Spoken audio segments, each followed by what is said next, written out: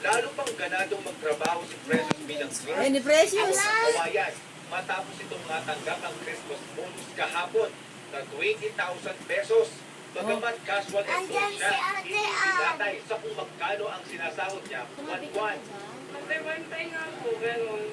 Walang mataas, walang nakakalamang, parang gano'n. Pare-parehas lahat, para masaya yung mga tao. Masayang Christmas, masayang New Year.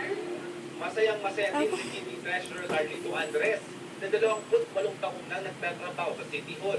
Suportado niya ang desisyon ng kanilang alkalde na magbigay ng pantay ng Christmas bonus sa lahat, mapa-regular o casual employee man. Pasko naman, minsan lang naman sa isang taon yan.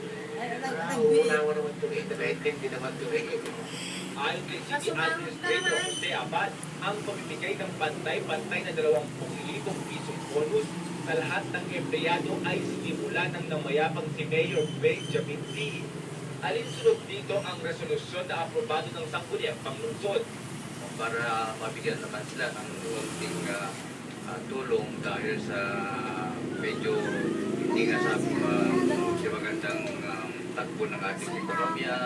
Tapos may mayat mo sa mga ngalan na. nababaha pang may mga empleyado pa natin na apektado Precious na, dun sa baha.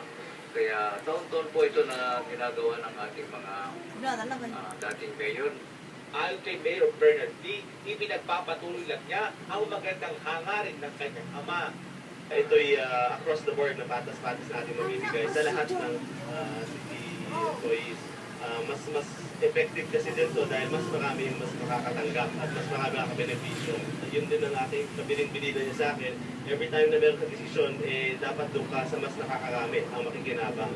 So ito ang classic example na isang bagay na kung saan na may decision whether yung igawin mong 14th month or yung economic relief assistance na mas marami makaka-benepisyo.